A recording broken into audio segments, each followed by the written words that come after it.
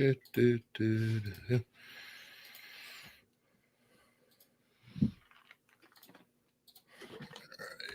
me get this tweet sent out.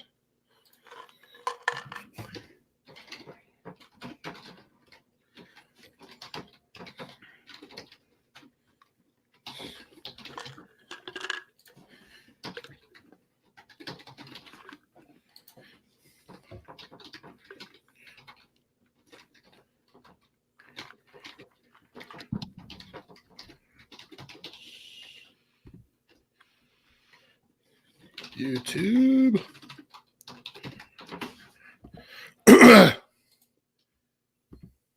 That was professional, huh? So good.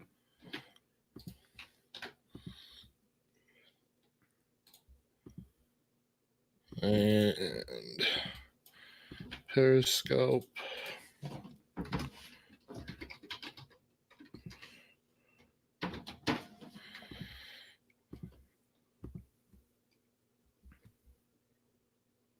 All right. Now let's get this sent out. God, Twitter is such a pile of shit.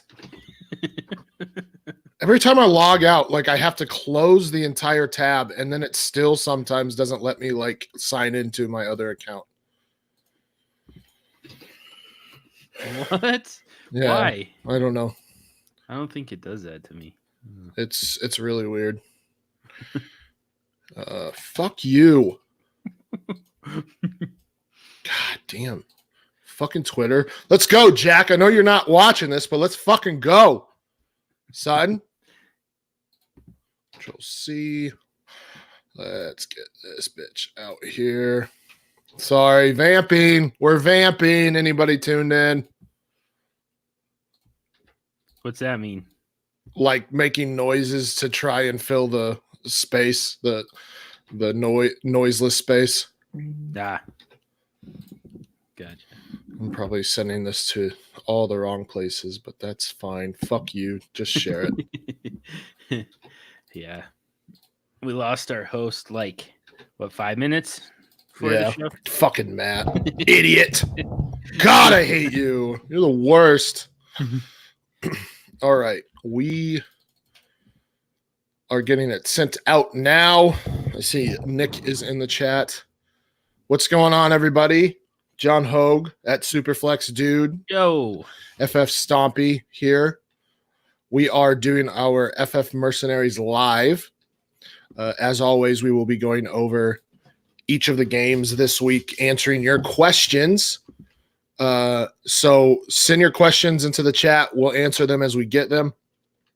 But we will go over the inactives for the first games as we get them. And then, like I said, go over each game this week. Let me get all of my stuff up, as I'm not prepared. I'm unprofessional. I probably shouldn't admit that, but whatever. I hate happens, all. Man. Yeah. Fuck you. Action Network.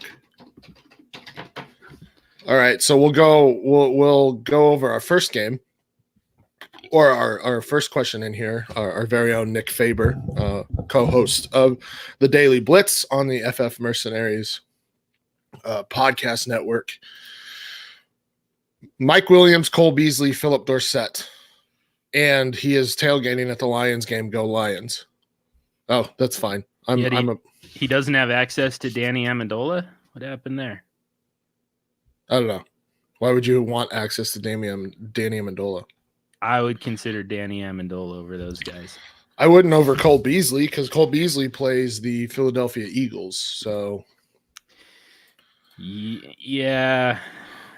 I mean, technically, I've got Cole Beasley ranked over all those guys, including Danny Amendola. So, yeah, we'll go Beasley, but Mike Williams is hard to trust at this point. I mean, I get it now because I don't know if Keenan Allen is playing. He is a game time decision.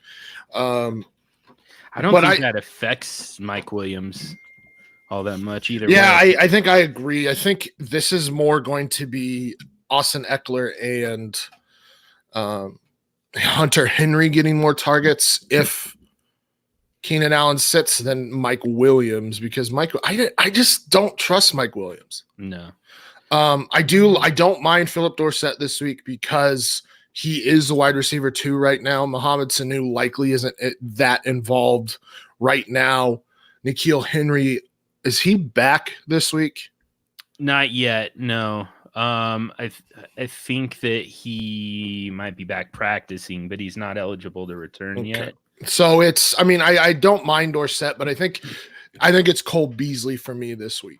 Out of those 3, especially in PPR, where he gets a decent amount of targets every week, and he, like I said, plays a Philadelphia secondary that is atrocious. Yep. And we'll get to that Patriots-Browns game later, but Denzel Ward and Greedy Williams likely back. Philip Dorsett, I mean, you almost have to address, that the perimeter wide receivers and the slot wide receivers totally different in most of these matchups. Philip Dorsett's probably going to see Denzel Ward. I mean, he's their top perimeter receiver. So Julian Edelman has a great matchup, and Philip Dorsett has pretty terrible matchup. All right. So we will start with the first game on the slate. We've already so it's the Seahawks at the Falcons. They according to Action Network, the Seahawks are giving 3.5 points. So basically the Falcons are 6.5 point underdogs, and they're home dogs, by the way. The over-under is 54 points. So this is almost a start everybody situation. Calvin Ridley is definitely startable from here on because of the Mohamed Sanu trade. So now you have Julio, you have Calvin Ridley, and you have Austin Hooper and Devonta Freeman, but it's a very concentrated offense for the Falcons. So I mean, it's basically start everybody on both sides of the ball. Sans the Luke Wilson or whomever will be starting at tight end for the Seattle Seahawks. So is there anybody that you really like in this game that's probably perhaps under the radar? Not DK Metcalf. I think he's quietly led that team the last 2 or 3 weeks in targets. So basically since that Cleveland game when you lost Will Dissly, kind of the closest thing they have to that big body red zone target kind of chain mover type of guy is DK Metcalf. So he's quietly a wide receiver 2 for me. That's everybody else I think is pretty chalk. Yeah, so DK has had some hands issues this season. But yeah, the other issue is Jerron Brown and David Moore are back healthy, and they have gotten targets the last couple 3 weeks. So it's tough to trust DK, but he is the wide receiver 2 on this team. He is the deep threat. The Falcons defense has been bad this season. They are allowing the second most fantasy points to wide receivers this season, second most over the last 3 weeks as well. So generally you're going to get double-digit fantasy points from at least 2 wide receivers against the Falcons. One of them likely is Tyler Lockett. And then it's kind of pick your poison at this point. I think DK Metcalf is a good choice, especially a DFS, because he's kind of got a lower price tag right now. And if he hits on a big touchdown, then you've basically made back return on investment right there. So I definitely don't mind that. The other thing I would say here is I don't think that Julio, I mean, you're starting Julio, like you said, you definitely can start Calvin Ridley. Neither one is a slam dunk for me with Matt Schaub getting the start. You definitely have to temper expectation. I mean, Julio Jones is still a wide receiver 1 for me, even though it's a somewhat tough matchup. And again, you got the backup quarterback, but I mean, Calvin Ridley is barely a wide receiver 2 for me. Kenny Stills and DK Metcalf. I mean, those are guys that I would take over Calvin Ridley. Just the combination of matchup and the backup quarterback. Yeah, I mean, I get it, but at the same time, like I said, concentrated offense, the defense puts them in a bind generally to start out the game, and they have to throw. And without Mohamed Sanu there, it's like I said, Hooper, Julio, and Calvin Ridley. So, I understand, but at the same time, I have to feel a lot better now than I did before the Sanu trade. Mm-hmm. Yeah. So yeah, I mean, on the Falcon side, Devonta Freeman I think is a good start. The Seahawks defense has been fine, I suppose, this season. They've been kind of middle of the pack. Against Nick Chubb, they allowed 122 yards and 2 touchdowns. They've allowed they allowed 4 straight games of over 20 fantasy points to running backs. Last week, Mark Ingram only had 6.3 fantasy points, but I think that's more an anomaly than anything at this point.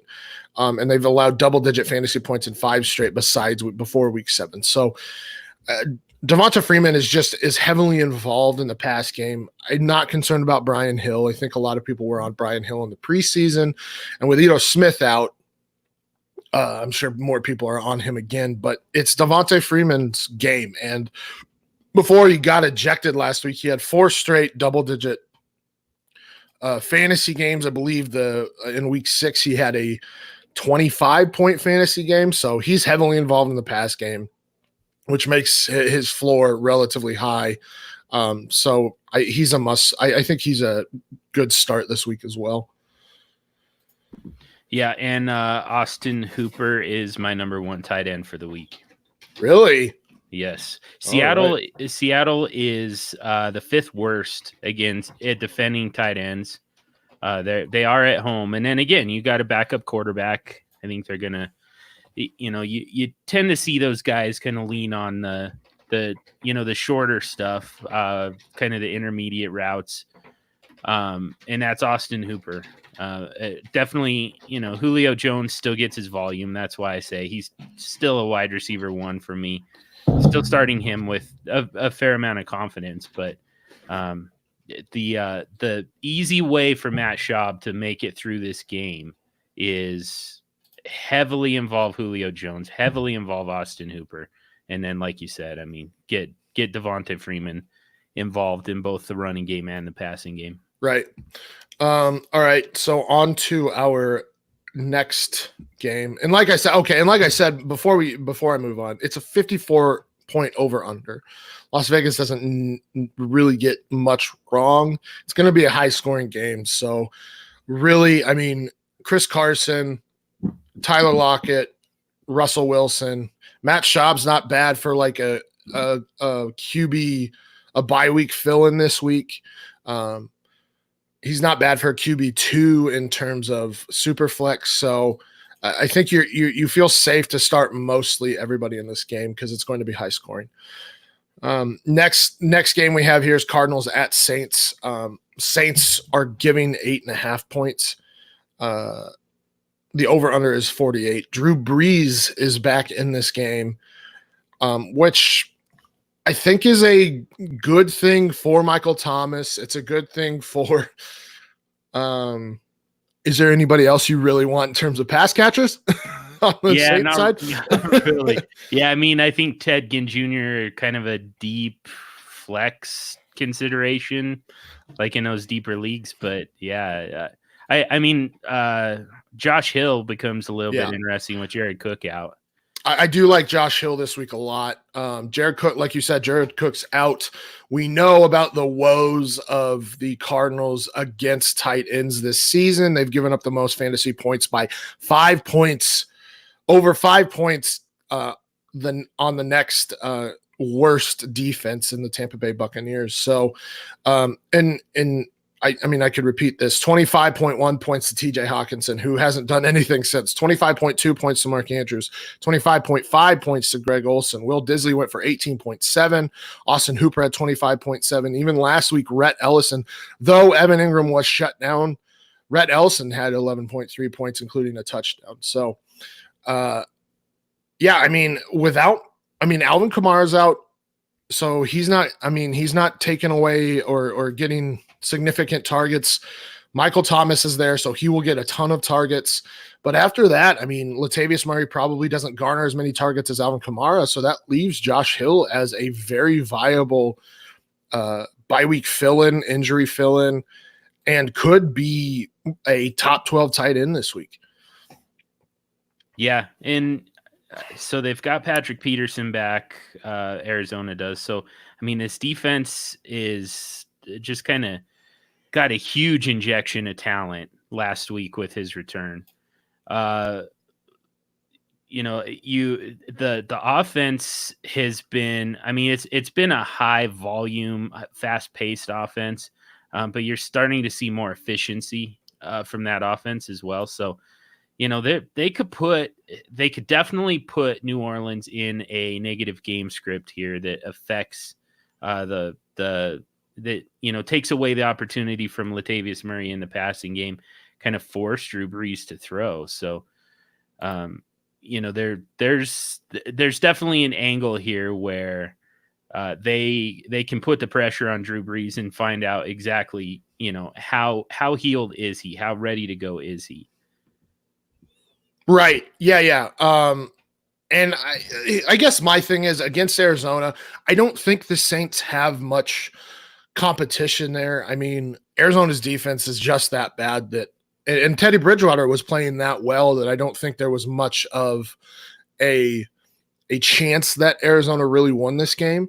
So I don't think they really take the chance with Drew Brees here if they don't feel he is healthy and he's not going to re-injure himself. So I'm not overly concerned there. On the other side of the ball, well, okay, I'll say this. Latavius Murray is a fantastic start this week. The Cardinals' run defense has not been good. It was not good last season. It's still not good. Latavius Murray is going to get a lot of work. We saw what he did against the Chicago Bears last week, and what we all thought was a bad matchup. So I like Latavius Murray a lot this week. And then on the other side, I'm not in love with anybody here. I mean, a lot of people will be on Chase Edmonds. David Johnson has been ruled out for this week and next Thursday. But I don't love Chase Edmonds this week. The Saints have been a lot better over the past few weeks in terms of their defense. Over the past 5, they've given up the 5th fewest fantasy points to running backs. Also, over the past 5, they've given up the 15th fewest fantasy points to QB. So not as good against the pass, but when we look at who what they've done over the past 4 weeks, just in terms of against quarterbacks, 11.9 points to Dak Prescott, 19.5 to Jameis. Gardner Minshew got 8.3. Mitchell Trubisky got 20.6, a majority of which were in garbage time. So I don't like anybody this week. I mean, I guess Larry Fitzgerald, because I haven't looked at if PJ Williams is playing this week. But even if he is, it doesn't matter. They cannot cover slot receivers. So Larry Fitzgerald is the only one I really like. I don't like Kyler Murray this week. I don't like Chase Edmonds. And then I don't know if Kirk's playing. And there's not really any other pass catchers I want on the Cardinals this season, despite them, or this week and really the season, despite them being a high-powered or a fast offense. Yeah.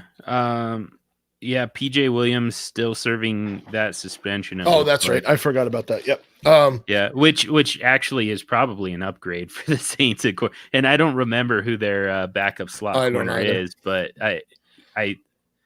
CJ Gardner Johnson, I believe, okay. But and again, I mean, that's a rookie and that still might be an upgrade, but yeah, I mean, we still have, it's a plus matchup either way for Larry Fitzgerald. So you got to like that. You got to like the volume that Chase Edmonds figures to get. Kyler Murray, just with the rushing floor, he's still a low end QB1 for me. Yeah, I get that. but yeah, I mean it's tough.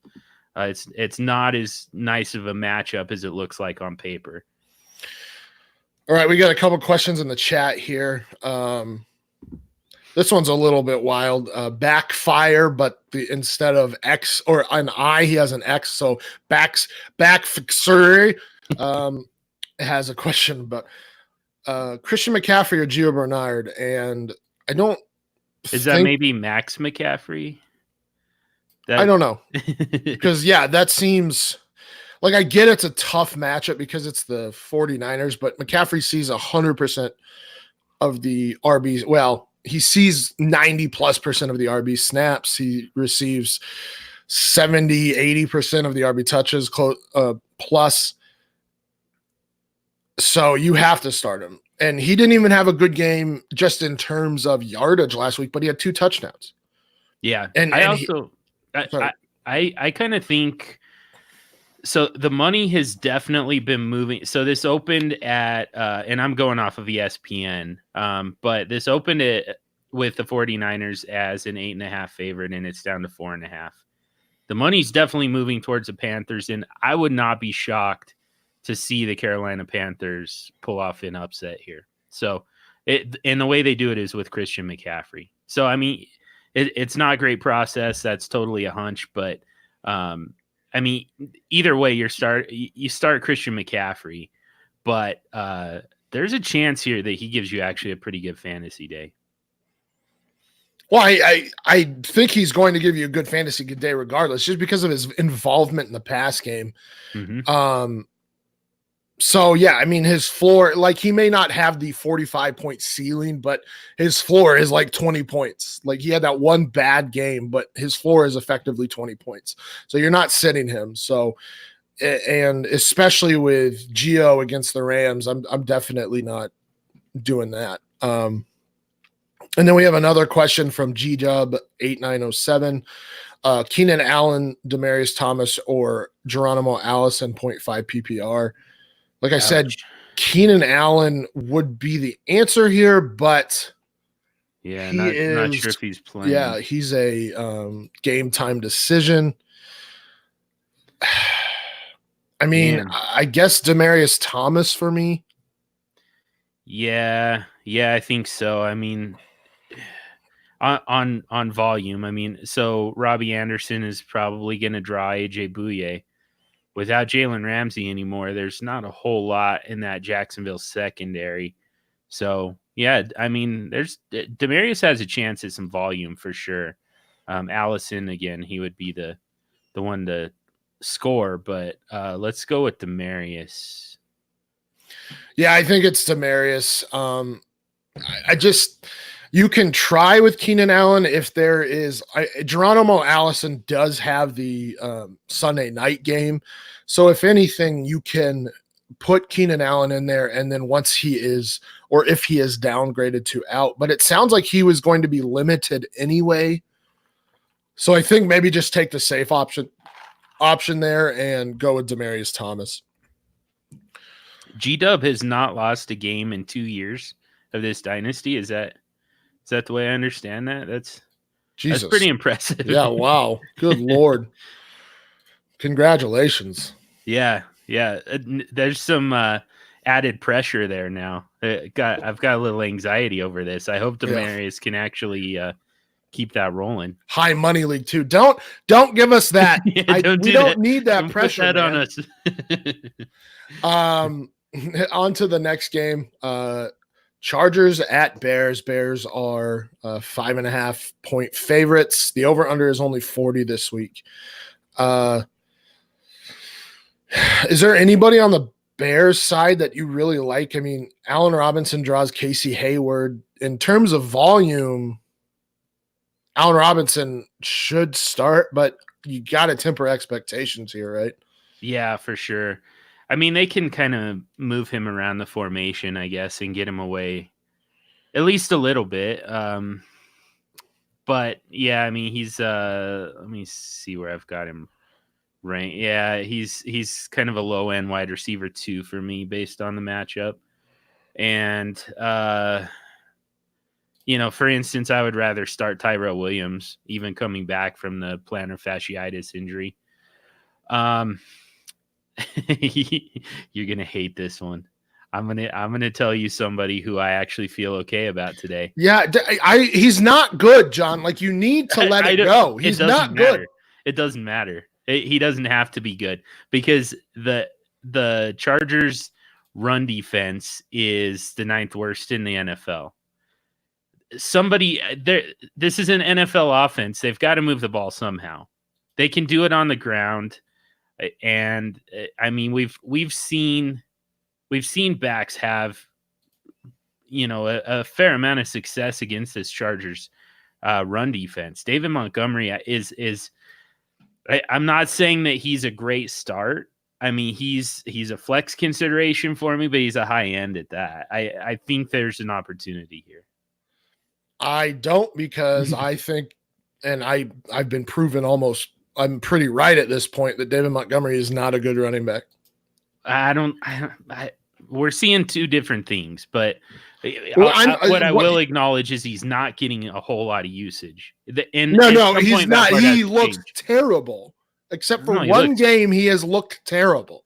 Nah, he's fine. He's not. He dances in the backfield. He has terrible vision. He has no burst. This is the issues that we saw coming out. All right. I mean, we've got to move on here, but at some point, this is going to happen. At some point, they have got to get the running game going. I disagree. I mean, first off, that offensive line is dead last in the league in terms of adjusted line yards. So that definitely doesn't help David Montgomery. But yeah, I mean, he has not looked good. So you're going to do what you need to do, but I just can't get on board with David Montgomery. Okay.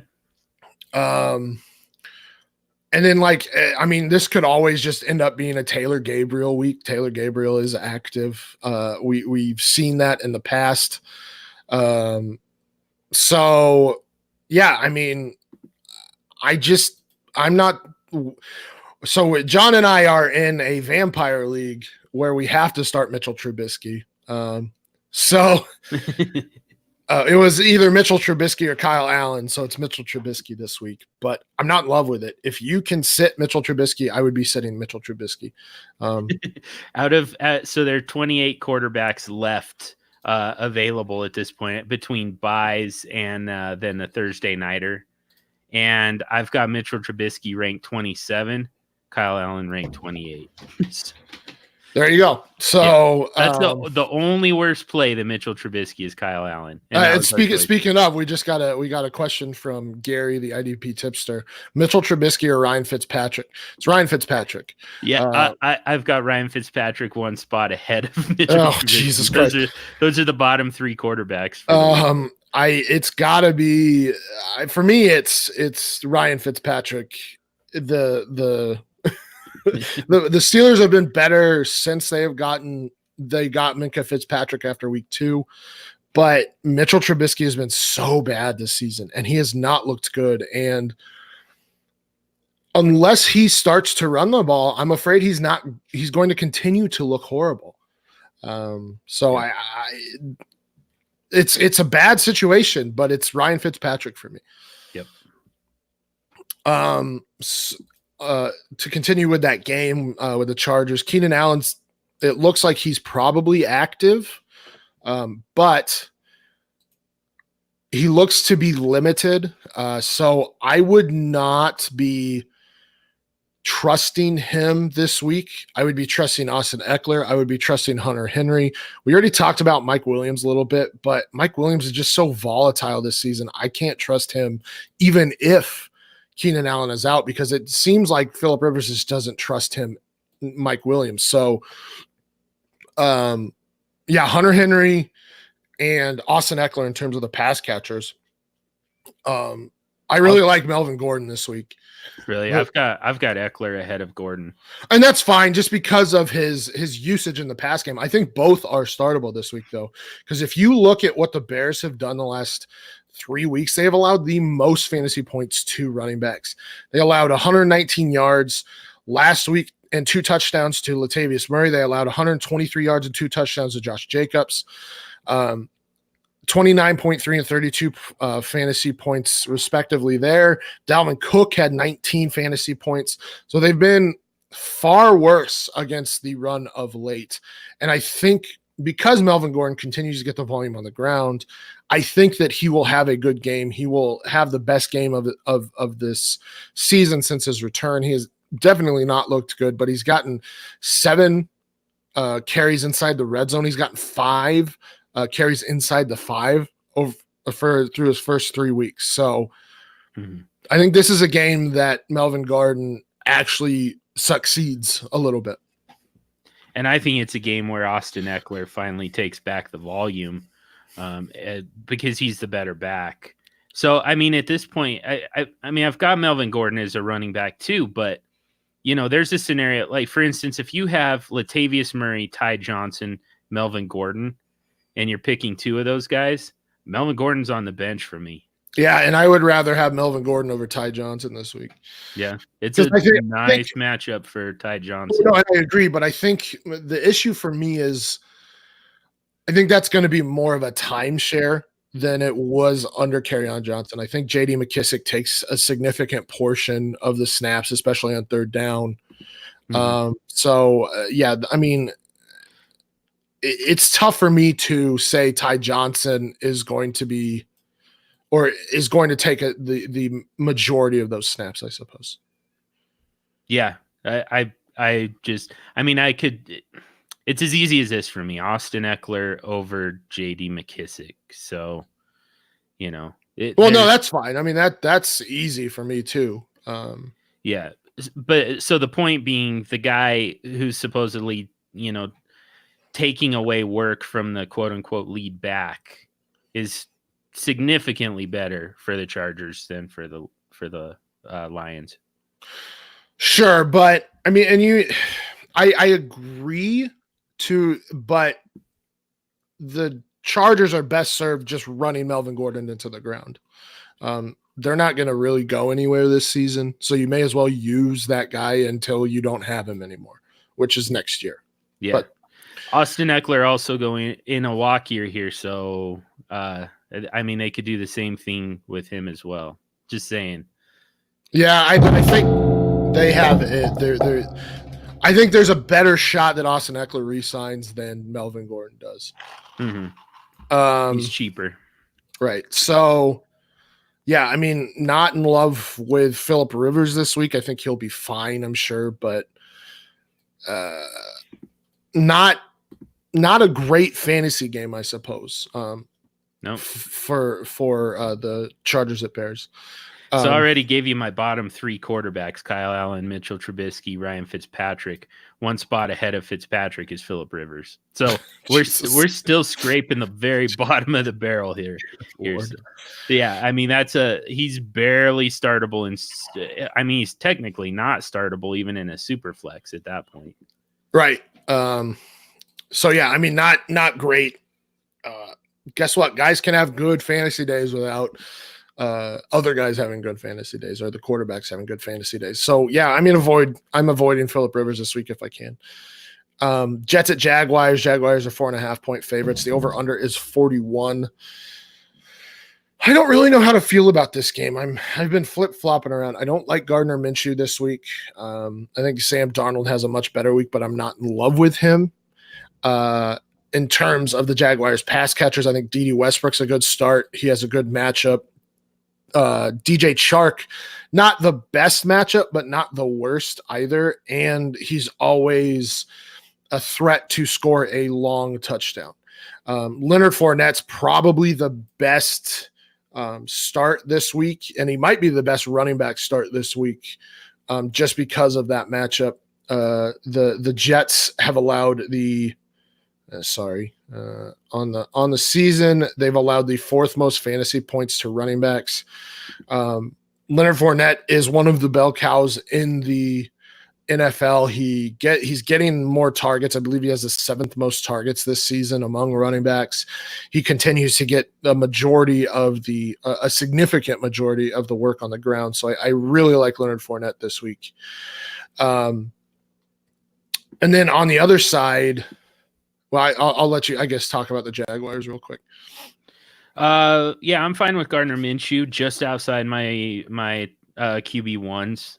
He's QB 13 for me. Leonard Fournette's running back 4. DJ Chark is wide receiver 13. These are, so they're all good starts. I mean, Dede Westbrook is kind of a sneaky like flex consideration. But I mean the main problem with Dede Westbrook is there just better opportunities around the NFL, outside of this game. So I think you can feel good about Dede Westbrook. There's just a lot of pretty good options this week. But yeah, I mean the main guys, Minshew in a super flex at least, and then Fournette and Chark, those are all pretty much must start guys. On the Jets side, Robbie Anderson's in a better matchup this week, but like you said, he probably draws AJ Bouye most of the time. Crowder got 9 targets, not last week, obviously, but the week before. So he's a decent start in PPR. We already talked about Demaryius Thomas a little bit. He's been getting more and more volume. So I would. Do you like Demaryius over Robbie Anderson this week? No, I think you still got to go with Robbie Anderson, even in a tough matchup. He's just been Sam Darnold's favorite target. Yeah. And I mean, the volume's going to be there. There are better opportunities for kind of a more explosive play. It's going to be pretty small chunks if Demaryius is getting involved, and you would need volume or you would need a touchdown, and neither one of those things is something I would chase with Demaryius at this point. Right. So, and then Le'Veon Bell, good start this week. The Jaguars have been worse against the against running backs over the past few weeks. Though I think a majority of that was the Christian McCaffrey blow-up game of 47.7 points, but they still gave up double digits to Alvin Kamara and Latavius Murray.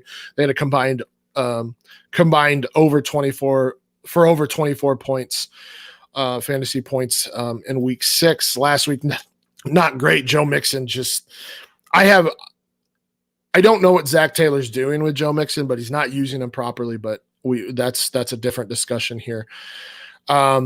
So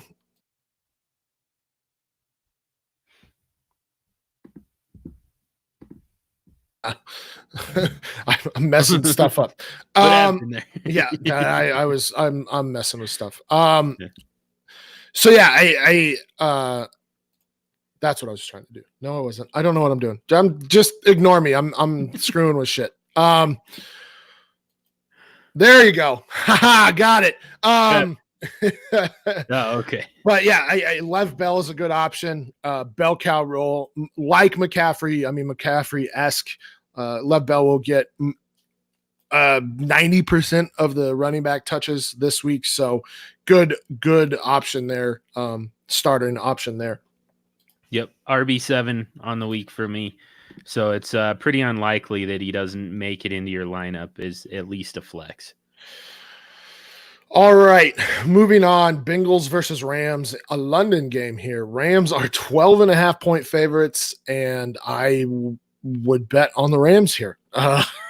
To cover, yeah. Yes, the Bengals are atrocious. The over-under is 48.5. The Rams' defense has definitely not been as good this year, but the Bengals are just a dumpster fire and need to start Ryan Finley ASAP. It's kind of weird that they are starting Andy Dalton in this game after they're 1-6 at this point and not going anywhere.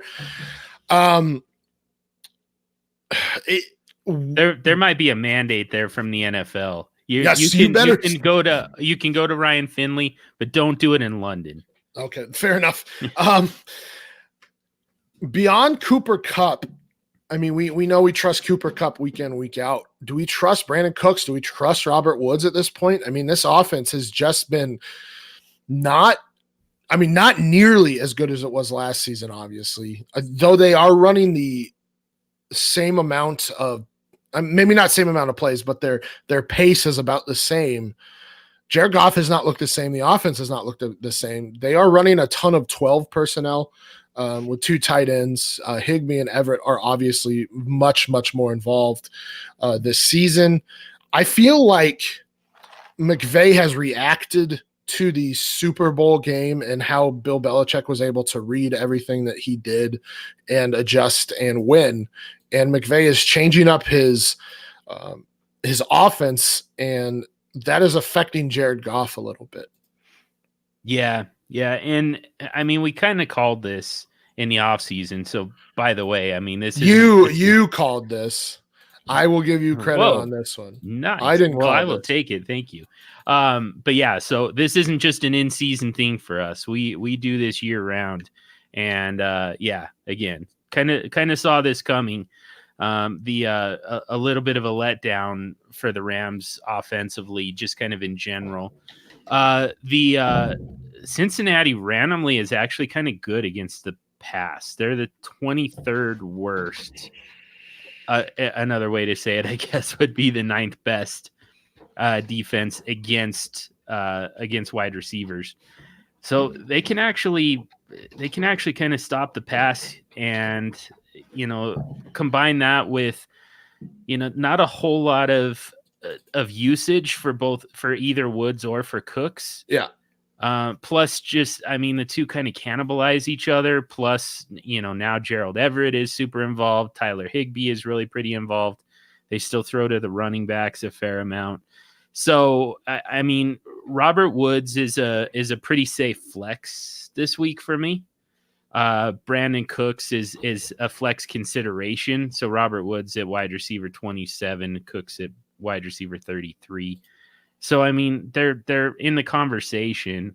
Like, I would start Robert Woods over Robbie Anderson. Robbie Anderson just with the tougher matchup. But, I mean, yeah, I don't feel great about those guys, considering you probably drafted them to be your wide receiver 1 or 2. Now we're talking about, barely flex considerations. Right. I have Todd Gurley ranked as my running back 3 for the week, and I actually probably should have bumped him down below Leonard Fournette. Probably swap those two. Fournette just gets a little bit more of a workload, and I think that you might see some Darrell Henderson today. I think that you could see Darrell Henderson get heavily involved, in fact, against the worst run defense in the league. Yeah, I definitely agree. I mean, Gurley's a fantastic option. He's definitely been a lot more involved before. I mean, after that week 1 scare where Malcolm Brown was, or the first couple weeks where Malcolm Brown was super involved.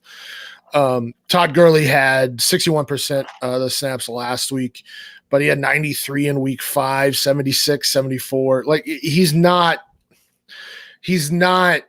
as, that knee doesn't seem to be as bad as we thought. So yeah, Darrell Henderson, 32% last week or week 6, 34% of the snaps week 7. So it seems like he's taken over for Malcolm Brown.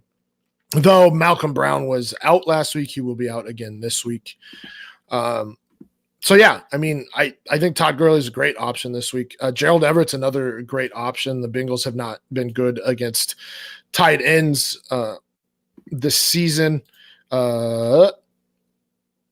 Sorry, as I'm vamping again. Actually, their pass defense has actually been really good, so never mind. Ignore that.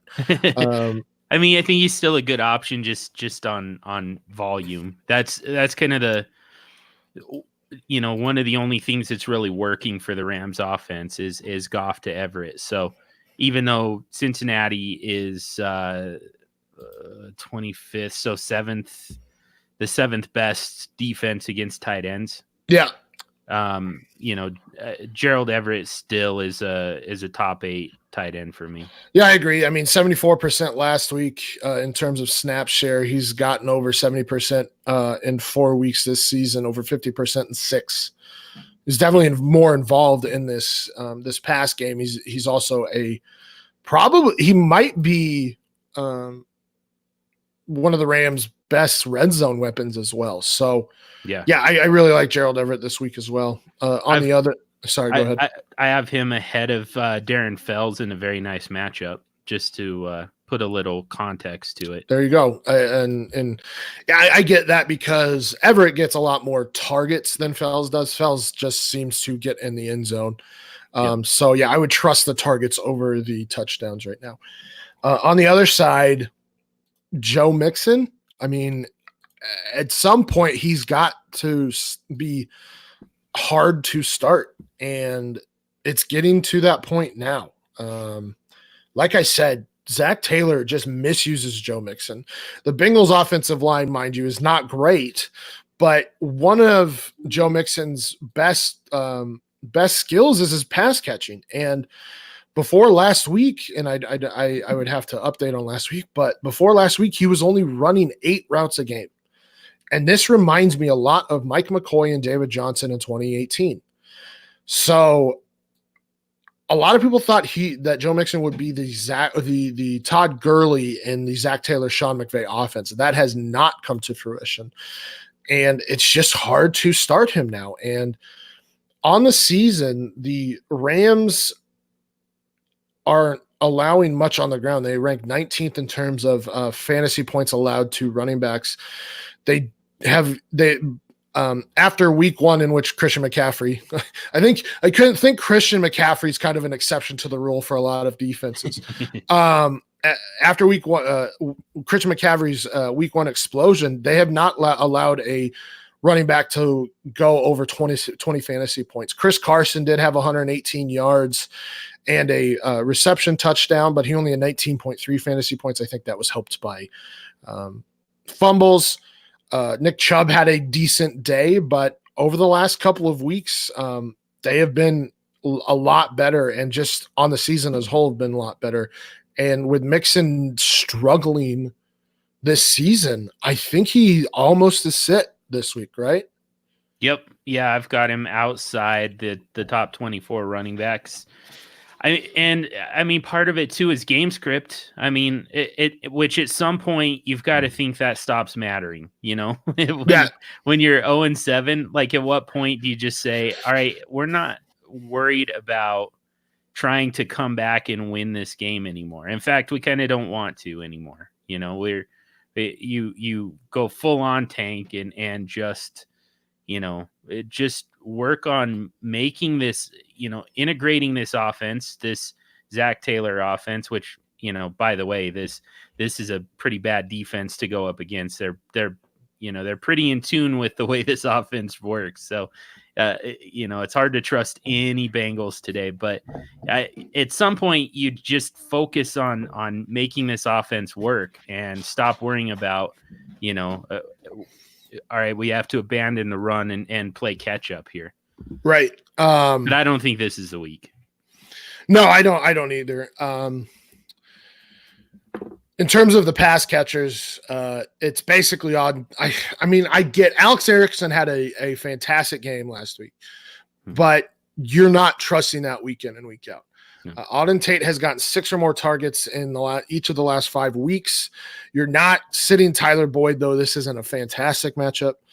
How do you feel about Auden Tate this week? Probably facing a lot of Jalen Ramsey, considering that he is their best outside receiver right now. Yeah, I assume that he's going to see Jalen Ramsey almost exclusively. So top 50, I do not have Auden Tate ranked. So, I mean, it's fair. Like I said, he's gotten a lot of targets thus far, but it's going to be tough to put up numbers. They should be playing from behind. They should be throwing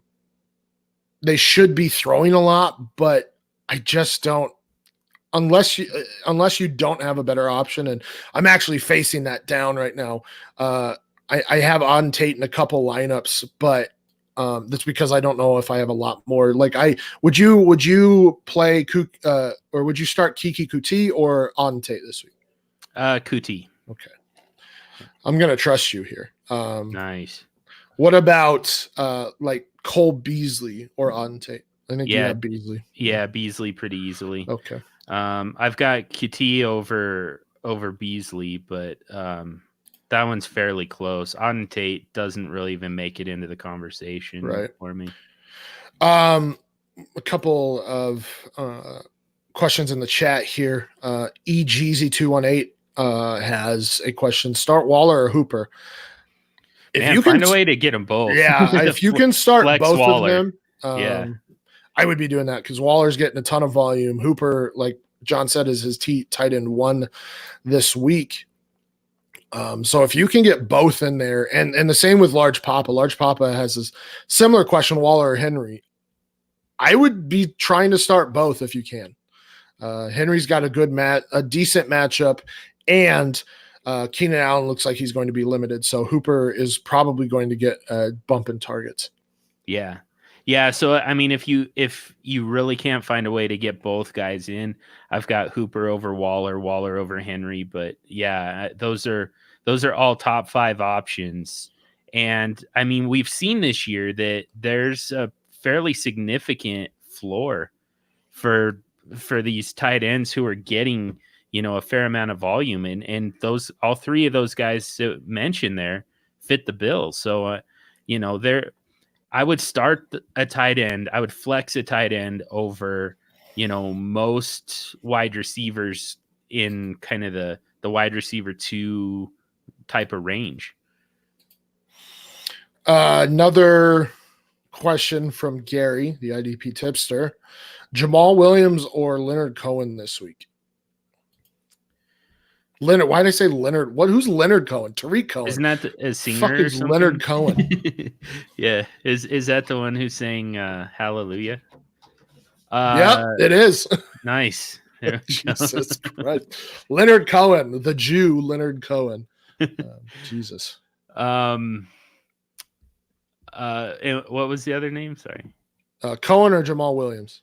Jamal Williams. I think I'm going to go with Williams.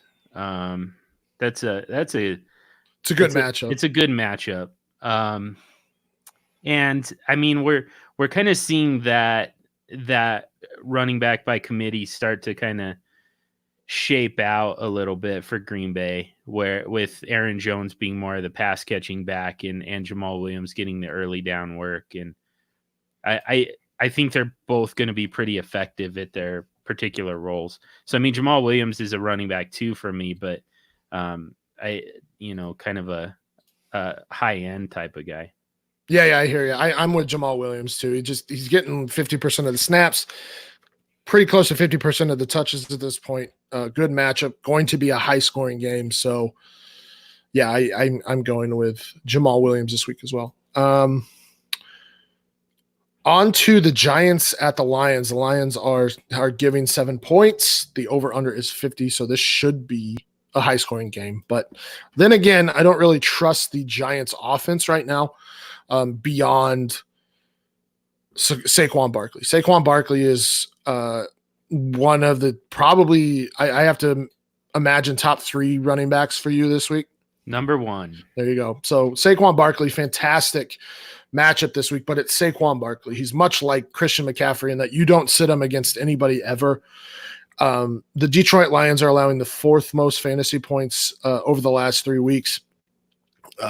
Jesus Christ. So from weeks 4 through 7, listen to this: 20.6, 16.9, 23.6, 10, 27.9. That is 5 running backs with double-digit fantasy points over the last 3 weeks. Yeah. We just saw Dalvin Cook torch the Detroit Lions. Jamal Williams had 104 yards as well. And Saquon Barkley, I mean, they're susceptible to pass catching running backs as well. So Saquon Barkley's got a monster matchup this week. So obviously you weren't sitting him, but you need to put him in every lineup ever. In terms of the pass catchers, I think it's a Galladay week, but I think it could be a Marvin Jones and Galladay week this week. Just because that's how bad that secondary, that New York Giants secondary is. They've been better of late, I suppose. But on the season, they're giving up the 7th most fantasy points to wide receivers, 32 fantasy points to Adam Thielen, 20.3 to Julian Edelman, 45 to Mike Evans. They, like I said, been better, but last week they faced Arizona. So it's not like they dominated a good team by any means. So, yeah, I mean, it could be a Galladay and Marvin Jones this week. And you want to talk about concentrated offenses. The Lions are very concentrated, especially now with Kerryon down. So you have Galladay, you have Jones, and then McKissick. Hawkinson has been a rookie tight end since week 1. You like Amendola this week, though? Well, I like is a strong word, but I mean, I think that he's a flex consideration. Wide receiver 44 for me. So it's not a great start, but I think that, with guys like Michael Gallup on bye, we already, if you were without Adam Thielen, Amari Cooper on bye, of course, Hollywood Brown. I mean, the pool gets a little bit diluted at this point in the season. And I think that people are going to be in a situation where, again, you're kind of scraping the bottom of the barrel. And I think Danny Amendola is there. He's not quite the bottom of the barrel. Like, for instance, I would start Danny Amendola just because it's such a good matchup. I would start him over Alshon Jeffrey, who's going to see Tre'Davious White all day. Yeah, that's fair enough. And then you like Ty Johnson in a good matchup this week. I like J.D. McKissick as well. I think J.D. McKissick will have a few receptions, which will give him a good floor this week. Ty Johnson probably getting a significant majority of the carries. Both are not bad flex options this week. Obviously, you like Ty Johnson. I guess where do you have Ty Johnson ranked? I've got him running back 15. So it's a good matchup. I'm expecting early down and goal line work for Ty Johnson. I mean, just kind of, I think that he picks up most of what Kerryon Johnson was doing. So, yeah, I mean, kind of a high-end RB2 for me. I would start him over Melvin Gordon. I think I mentioned that one. Chase Edmonds. It's just a much better matchup. Devonta Freeman, Phillip Lindsay, Derrick Henry. Those are guys that I would start Ty Johnson over. Well, there you go. So a lot of startable options for Detroit Lions. I don't like Hawkinson. You just can't trust Hawkinson at this point. So I wouldn't be starting him. I'm sure there are much better options. Jonnu Smith, Josh Hill are a lot better options this week. Yep. So sit TJ Hawkinson. To finish up the Giants side, you have to start Evan Ingram. Sterling Shepard's not back. I think you have to start Golden Tate. Is there anybody else? I mean, do you trust Cody Latimer on the outside there, especially with Darius Slay out? Nah. Yeah, I don't have any Giants wide receivers ranked. Okay. I think just because of Tate's volume, I think you have to trust Tate. They got rid of Quadre Diggs and Darius Slay is out. So this could be a high scoring game just because of injuries and horrendous defense. So keep that in mind here. Our Broncos at the Colts. I actually like this game for the Broncos. The Colts are actually 6.5 point favorites at home. Over under is 44. This Broncos defense is kind of flying under the radar a little bit. they've held QBs to the third fewest fantasy points on the season. They've held running backs, though there was that 2-week span where they gave up a ton of fantasy points. But over the last 3 weeks, they've only given up the 9th fewest fantasy points to running backs. They haven't given up a double-digit fantasy day in the last 2 weeks. That includes Derrick Henry and LaShawn McCoy and Damian Williams. Really, the only two big games they gave up was the 225-yard game to Leonard Fournette and the 24.3 fantasy point game where Austin Eckler caught 15 of 16 targets for 86 yards. Other than that, they've been good against the run. And then we already talked about against the pass. They don't give up fantasy points to QBs, and that by extension, they don't give up a ton of fantasy points to wide receivers either. On the season, they've given up the third fewest to wide receivers as well. So this is just not a good game for the Colts. I don't like Mac. I don't like Brissett. You have to start T.Y. Hilton, but if Chris Harris is going to be shadowing T.Y. Hilton, I don't think you have to start T.Y. Hilton. Okay, well, fair enough. I guess he's a mid wide receiver 2 for me, but there's definitely a scenario where you've got better options. John Brown, I think, is a better start. DJ Chark, Larry Fitzgerald. Okay. And Chris Harris, we know Chris Harris can go outside and inside. He is one of the most, he's one of the best cornerbacks in the league, and he's one of the most dynamic in terms of being able to guard inside and outside receivers. So it's just not a good matchup all around for anybody on the Colts. And that's why I don't, of course, I said that the Chiefs Broncos game was going to be a lot closer than it was, but that's on the offense. I think a lot of that was on the offense. On the other side of the ball for the Broncos, I do like Courtland Sutton. The Colts have given up fantasy points the last 3 weeks to wide receivers, the fourth most, in fact. They gave up 22.3 and 11.3 to Byron Pringle and Mecole Hardman. Last week, they gave up double-digit fantasy points to 3 wide receivers for the Texans, and DeAndre Hopkins, Kenny Stills, and Kiki Kuti. Julio Jones had a monster game. Mohamed Sanu had a good game. Even guys like Trevor Davis and Tyrell Williams have had good games against the Colts. And I like Courtland Sutton this week. I know he's got Pierre Desir, who is the number 1 cornerback for the Colts, who is a good cornerback, but Courtland Sutton has taken a step forward, and he looks like the wide receiver that most people thought he could be coming out. Especially with the Emmanuel Sanders trade now. I think Courtland Sutton is a good start this week. Courtland Sutton made Emmanuel Sanders tradable. Yep.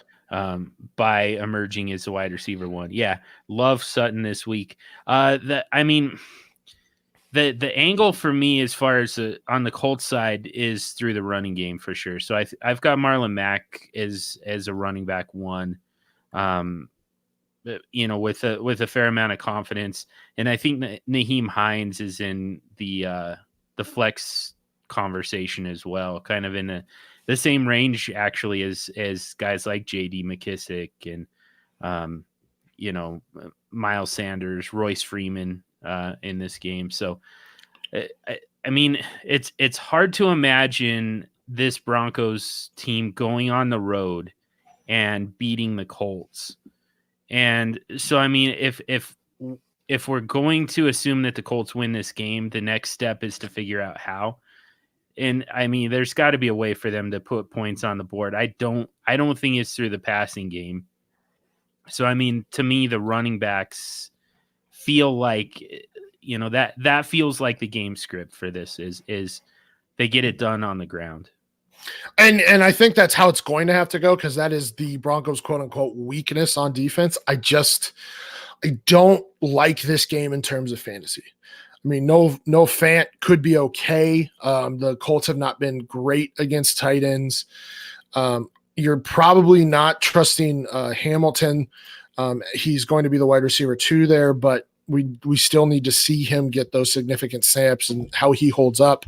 Phillip Lindsay and Royce Freeman aren't great starts this week. though Philip Lindsay has kind of proven himself that he's not matchup proof, but he's near matchup proof. He's still, the Colts have given up the second fewest fantasy points over the last 3 weeks to running backs. And they're like the Rams, where they gave up an explosive game to Austin Eckler in week 1, but since they haven't allowed a 20-point fantasy game, they have yet to allow a 100-yard rusher. So I don't like Freeman or Philip Lindsay this week. And then it's Joe Flacco. I mean, Joe Flacco, QB2 and Superflex, desperate bye week fill-in, but he's still not great. That offensive line has been atrocious at least last week they were. So yeah, just not a good fantasy game all around here. Yeah, I agree. Like you said, I mean, there's an opportunity for Noah Fant, but he's got to catch the ball. Plus, there's an injury that kind of cropped up. So something about they were trying to cut the tape off of his foot and ended up slicing his foot. Oh, that's about right. Yeah. So yeah, that's about how this season's going. So yeah, that's kind of par for the course. But I mean that definitely limits his ability and probably his upside. Yeah, I think it's Cortland Sutton on the Broncos side. Philip Lindsay is kind of a low end RB2, but you probably have better options.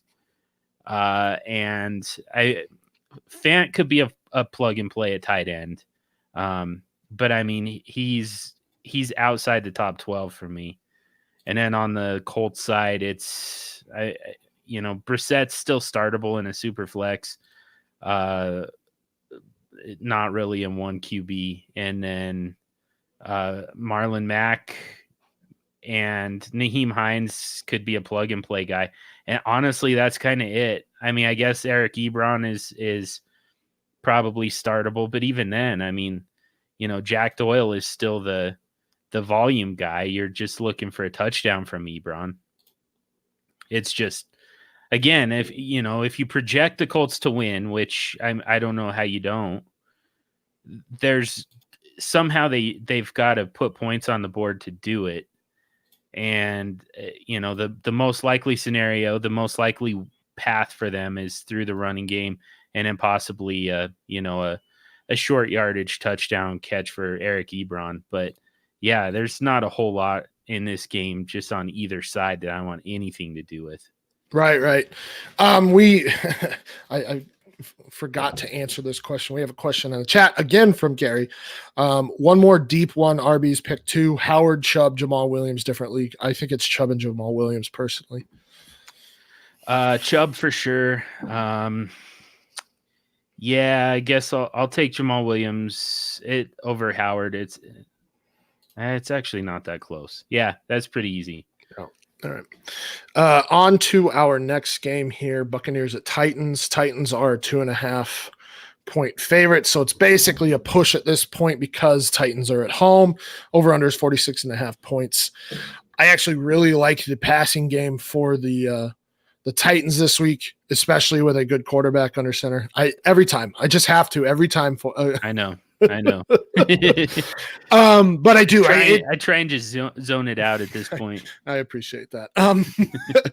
The Bucs have been good against the run. They rank first overall in DVOA against the run. They are allowing the I apologize here. The third fewest fantasy points to running backs this season, though they've been a little bit more susceptible to pass catchers of late. They have given up 26 points to Todd Gurley, 16 to Alvin Kamara, 21 to Christian McCaffrey, though those guys didn't run the ball particularly well against the Buccaneers. They were more about the pass catchers. Derrick Henry's not really involved in the passing game with only 13 targets this season, so that's why I don't like Derrick Henry at all. But like I said, against the pass, the Tampa Bay Buccaneers are ranked 25th in DVOA. They have allowed the 5th most fantasy points to QBs on the season. Over the last 5 weeks, 3 weeks, they've allowed the 7th most.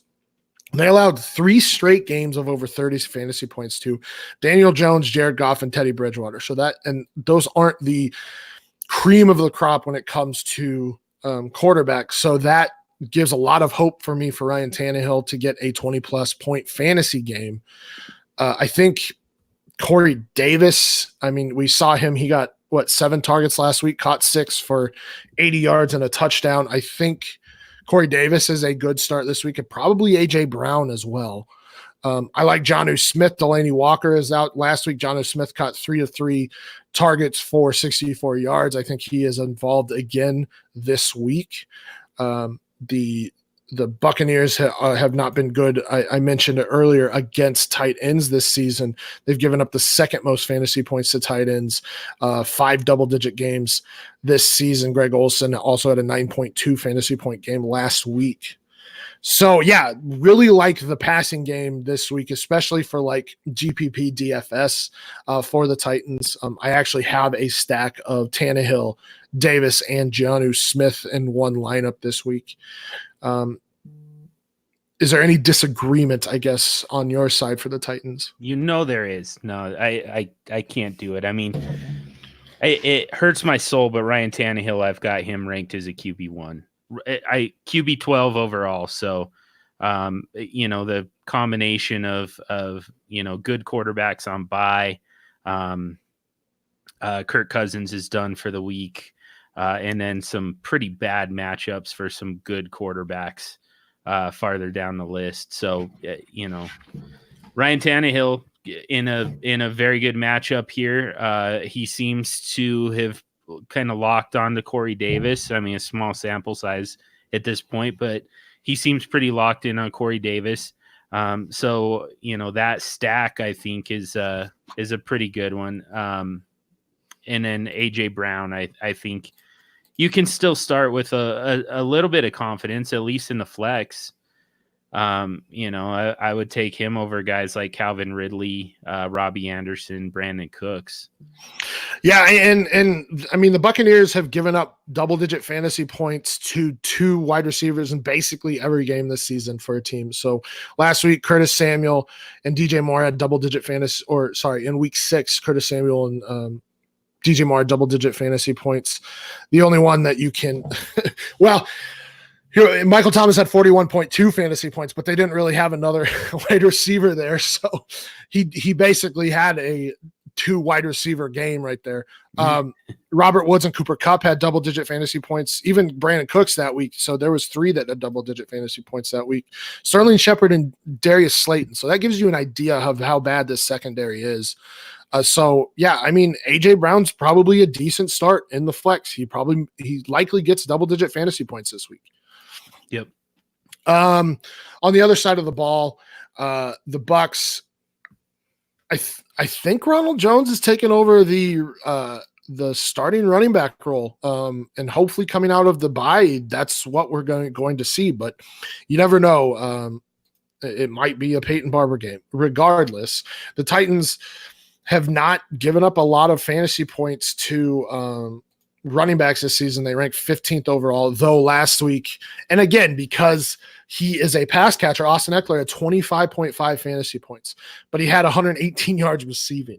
They don't give a lot of points up, a lot of yards on the ground. So I just don't know if I like Ronald Jones this week. No. But would you, I mean, if you're desperate, would you start Dare Ogunbowale this week? Because he seems to be the pass catcher out of that backfield. No, I think that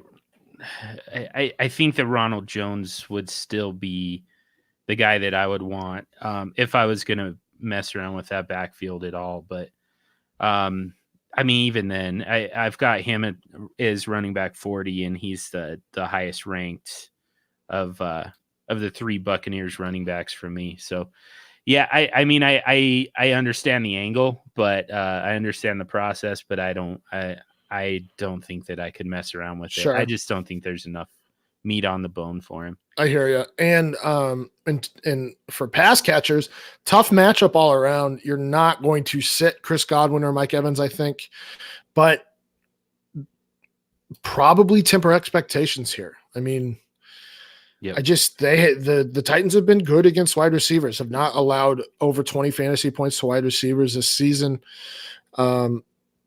More susceptible, I suppose, to wide receivers in the slot, though that's not even true, I guess. I mean, that's where they're susceptible, I suppose. 10.1 fantasy points to Keenan Allen. Cole Beasley didn't have a great game. Mohamed Sanu at 18.1. D.D. Westbrook had 10. T.Y. Hilton 14.3. So they're not giving up fantasy points to wide receivers. So you're going to start Mike Evans and Chris Godwin. Just don't expect them to have monster games this week. Yeah, I mean, at this point, I think you got to consider Chris Godwin matchup proof, even though to me he's got the toughest matchup.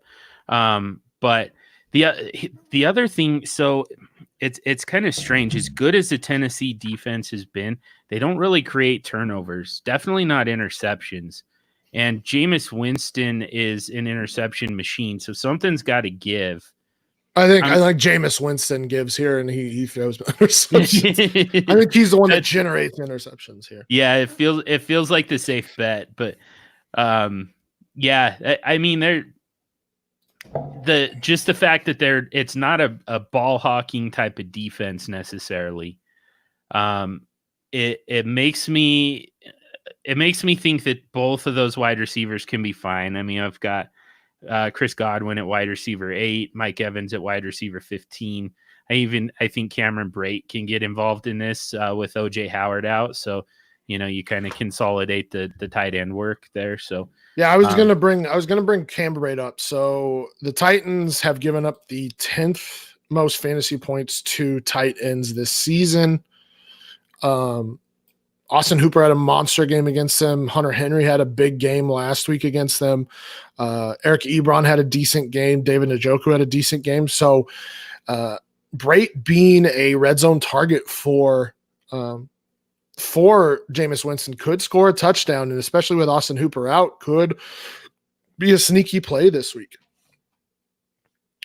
We have a couple questions in the chat. Darwin 711.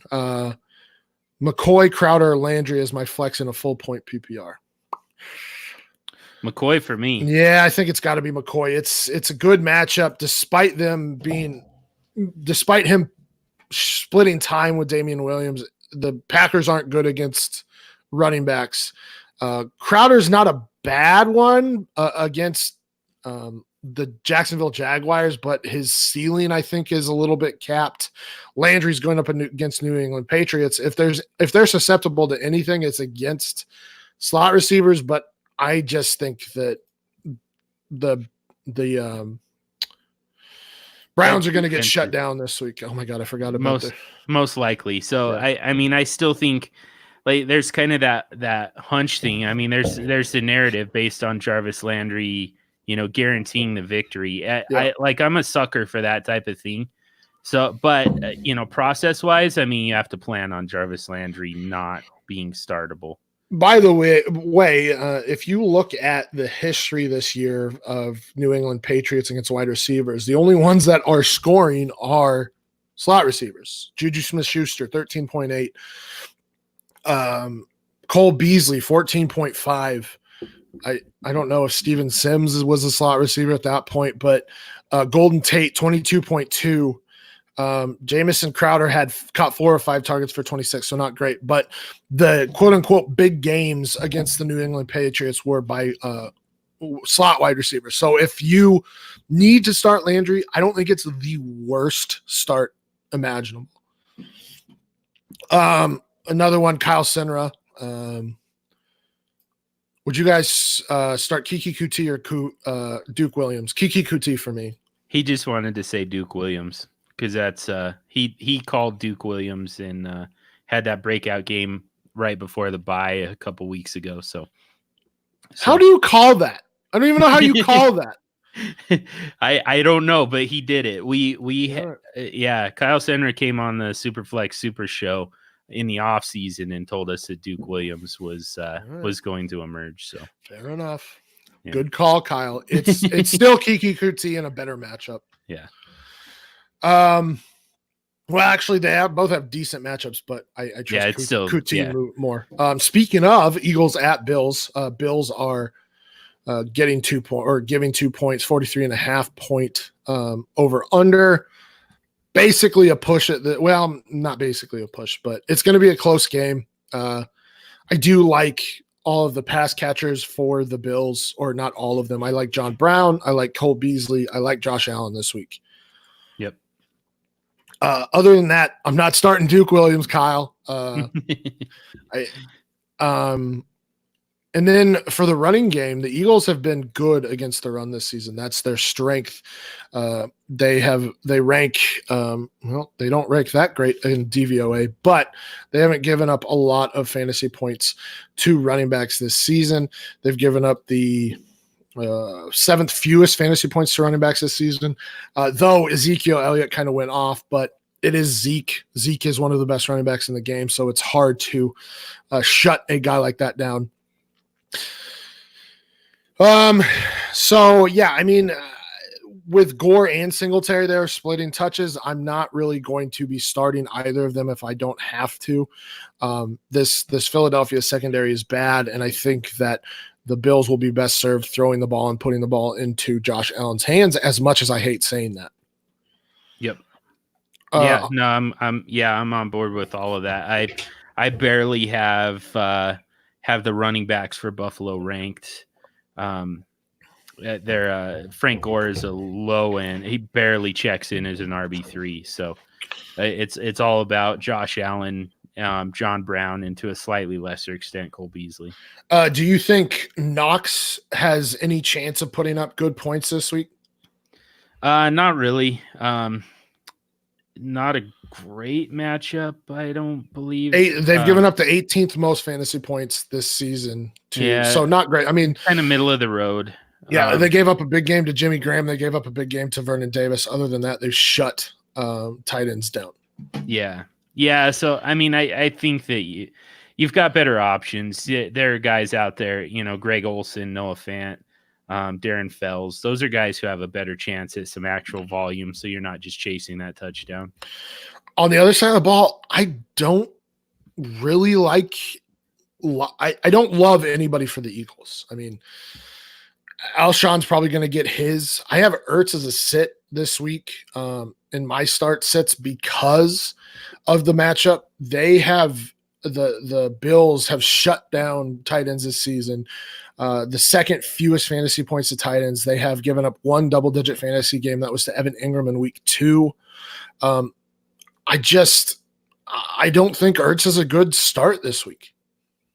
Yeah, I mean, and it's all relative. I mean, we drafted him to be a top 2 or 3 tight end, and in this particular matchup, I mean, I still have him as tight end 9. He's still a tight end 1, but I think that it still applies just based on the fact that versus our expectations of Zach Ertz, I don't think that you can expect that from him this week. I don't think he's anywhere close to what you drafted him to be this week. Well, and even in the last 2 weeks, I think he's only had 9.3 and 5.4 fantasy points, and Goddard, whatever. He's starting to take some snaps away. Yep. It's just not a good matchup and not a good situation. So I don't love Ertz. If you have better options, again, like Josh Hill or Jonnu Smith, I would consider starting them over Zach Ertz this week. Really? I would still take Ertz over those guys. That's fair. It's still a good offense with Carson Wentz at the helm. Alshon Jeffrey gets Tre'Davious White. It kind of takes him out. Somehow they're going to move the ball, It might be a Nelson Aguilar week. That very well could be. That's the easiest way to attack this defense. And speaking of, in our Vampire League, I'm going to actually probably switch something up here. Nice. While you do that, I have Carson Wentz actually ranked as quarterback 19. So, ooh. I mean, you're barely starting him even in a super flex, and that just kind of goes to show how tough this matchup is. Again, I think that they've got to move the ball somehow. I don't know who you really trust in a running game either. I mean, I have both Miles Sanders and Jordan Howard as RB3s. And yeah, I mean, I would probably go with Sanders just because of the pass catching. Yeah. But yeah, it's just not a good game. Like it's nothing. There's nothing to love on the Eagles side of the ball this week. Yeah. By the way, just kind of a sneaky stash, just to give one away a day or two early here. Boston Scott looks like the best running back in that backfield to me. I love it. Just eye test, he looks like the best back. I love it. I love Boston Scott. Yeah, so good. Moving on to the Panthers at the 49ers. This is probably going to be a very ugly game. 49ers are 5.5 point favorites. Over unders 41. Might be taking the under on this. Yep. It's Kyle Allen versus the 49ers defense. So I don't think there's going to be a lot of scoring for the Panthers this week. If anybody's going to do it, it's Christian McCaffrey. The Panthers are the real deal. They've allowed 255 yards in the past passing in the past 3 games, like total passing. Baker Mayfield, I'll have it 100. Jared Goff had 78. Case Keenum had 77. This defense is legit. So Kyle Allen, you said Kyle Allen is the worst start this week, correct? The worst ranked quarterback this week. To a point where in a super flex, you would still rather flex, a guy like Chase Edmonds, Devonta Freeman, probably, some of the lower end guys, even like Duke Johnson or Darrell Henderson. So yeah, really the only one that I feel good about starting is Christian McCaffrey on that side. Olsen's not a good start. If you can start somebody over DJ Moore and Curtis Samuel, I would be doing that as well. And you mentioned guys like John Brown, Cole Beasley. I would be starting them over these two. It's such a bad matchup. On the 49ers side, not good either. I mean, I had an argument all week about Jimmy G being a good or bad quarterback. He is not a good quarterback, folks. He has for fantasy purposes in general. He's not a good quarterback. You hate game managers. I don't hate game managers. He's not even a game manager to me. He's like bottom 20 in several significant stats. Like game manager to me is like a guy who's in middle of the pack, like 15 to 20 in most of those stats. So, but yeah, for all intents and purposes, he is a game manager. They're going to run the ball a significant amount. Is Breda playing this week? I believe so. Okay, so they're going to run the ball a ton. I like George Kittle. George Kittle is tight end 4 for the week for me. Yeah. So I think he's still startable. I don't have Emmanuel Sanders ranked particularly high at wide receiver 33, but I would not be surprised at all to see them just kind of show off the new toy. I don't like Emmanuel Sanders this week, but like you said, George Kittle is the only one I'm really trusting on the other side. I like Tevin Coleman. Breda's an okay flex option. Yeah. We have to move quickly here. We only have 3 minutes. Browns at Patriots. Sit all of your Browns except for Nick Chubb. Patriots, start Edelman, start Dorsett. Dorsett's probably a flex option more than anything this week. Start Michelle. Sony Michelle is a fantastic start this week. Tom Brady's a fine start. Any disagreements there? No, again, I'm kind of mentioned it, a while back when we were talking about Jarvis Landry. There's still that narrative for me, but going off a sound process, I think you've got to bench all those guys. But I think that actually Odell Beckham Jr. It's kind of a shaky start, but I've got him as a kind of a low end wide receiver too. Yeah, and I have him as a sit. I just do not. I don't trust Baker, and I don't trust that offense going against the Patriots. Yep. Raiders at Texans. Basically, start all of your pass catchers in this one. Both secondaries are poor. Kenny Stills. Obviously, DeAndre Hopkins and Kiki Kuti are all good starts, same as and Darren Fells. We like Darren Fells this week as well. On the Raiders side, Tyrell Williams is playing. He's a good start. Darren Waller's a fantastic start.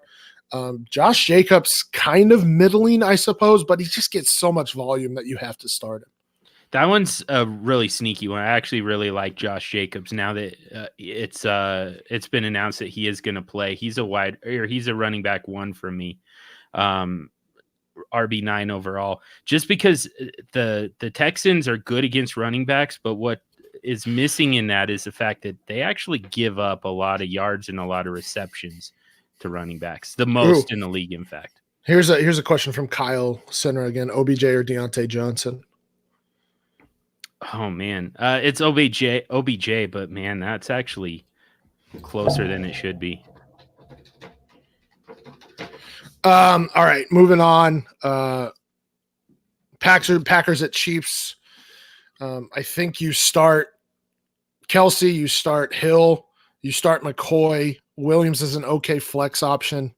On the Packers side, Graham, MVS, and then the 2 running backs. And then obviously we're starting Moore and we're starting Aaron Rodgers. Moore not great, but Aaron Rodgers you have to start this week.